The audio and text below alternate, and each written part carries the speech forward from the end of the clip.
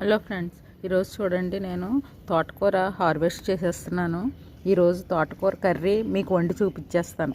ఎందుకంటే ఇది చాలా చక్కగా కట్ చేసుకోవడానికి వీలుగా వచ్చేసింది. నేను కాడలతో తెంపట్లేదు, మధ్యలో కట్ చేసేస్తున్నాను. ఇది మనం కర్రీ చేసేసుకోవచ్చు. ఇదిగో చూడండి, కట్ చేసి తెచ్చేసుకున్నాను. కర్రీకి స్టార్ట్ చేద్దాం. హలో ఫ్రెండ్స్, ఈరోజు మనం అదే టెర్రస్ మీద నుంచి తీసుకొచ్చిన తోటకూర వండుకుందాము. దాంట్లోనూ కట్ చేసి పెట్టేసుకున్నాను. చూడండి, తోటకూర అంతా మంచి లేతగా ఉంది. దాంట్లోకి నేను ఈ పప్పులన్నీ ధనియాలు, శనగపప్పు, మినపప్పు, ఎండుమిరపకాయలు, చిన్న వేరుశనగలు ఇవి వేపేసి ఇది పొడి చేసి వేసుకుంటాను. ఇవి తాలింపుకి ఇది ఎలా వండాలో మనం చూసుకుందాం. చూడండి, ప్యాన్ పెట్టుకున్నాను. ఇందులో ఈ సరుకులన్నీ వేయించేసుకుందాం ఫస్ట్. అయితే తోటకూర కొంచెం డిఫరెంట్గా చేసుకుంటే మనం తినడానికి ఇంట్రెస్ట్గా ఉంటుంది. దీంట్లో ఎక్కువ పోషకాలు ఉన్నాయి కదా, ఎక్కువ విటమిన్స్ ఉన్నాయి, పీచు పదార్థం ఉంది, ఐరన్ ఉంది తోటకూరలోను. అందుకని ఇవన్నీ నేను వేపి పక్కన పెడతాను. చూడండి, అవి వేయించి తీసేసాను. ఇప్పుడు మనం పోపు వేసేసుకుందాం. ఫస్ట్ వెల్లుల్లి సరిగ్గా వేగదు, గమ్మున అన్నిటితో పాటు వేయకూడదు. వెల్లుల్లి వేగాక అప్పుడు మనం ఈ జీలకర్ర, ఎండుమిరపకాయ వేసేసుకుందాం. అంటే ఆ పౌడర్ వేస్తున్నాను కదా, అందుకే కొంచెం పోపు వేసాను.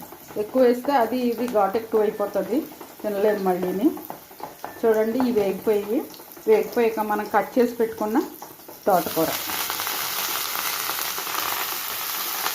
ఈ టెర్రస్ గార్డెన్లోదేమో మరీ ఇంట్రెస్ట్గా వండేస్తున్నాను అంతే. చూడండి, ఇది మనకు కొంచెం సింక్ అయ్యాక ఈ పౌడరు అన్నీ వేసుకుందాం. కొంచెం సిమ్లో పెట్టి మూత పెట్టుకుందాం. మూత పెట్టుకుంటే ఇది కాస్త మగ్గుతుంది. చూడండి, తోటకూర మగ్గింది కదా, ఇందులో మనం చేసి పెట్టుకున్న ఈ ధనియాల పొడి, పప్పుల పొడి, అలాగే సాల్ట్ ఇవన్నీ వేసేసుకుందాం. చూడండి, కొంచెం సాల్ట్, పసుపు, ఇప్పుడు నేను చేసి పెట్టుకున్న పప్పుల పొడి. ఫస్టే సాల్ట్ వేయలేదు, ఎందుకంటే సాల్ట్ వేస్తే వాటరీగా వచ్చేస్తుంది. అలా కాకుండా ఉట్టినే మగ్గబెట్టాను అంతే. చూడండి, ఇది ఇలా తినడానికి చాలా ఇంట్రెస్ట్గా ఉంటుంది. తినని వాళ్ళు కూడా చక్కగా లొట్టలు వేసుకుంటూ తినేస్తారు. ఇలా చేసుకోండి మీరు. ఇది మీకు నచ్చితే నన్ను నాకు షేర్ చేసి, లైక్ చేసి, కామెంట్ ఇవ్వండి. తోటకూర ఫ్రై ఈ విధంగా చేసుకుంటే చాలా టేస్ట్గా ఉంటుంది. అంతే అండి, ఇంకా మనం డిష్ అవుట్ చేసేసుకుందాము. ఇలా మీరు చెయ్యండి. ఓకే అండి, బాయ్. మరొక డిష్తో మళ్ళీ కలుసుకో. డిష్ అవుట్ చేస్తాను, డిష్ అవుట్ చేసి చూపిస్తాను.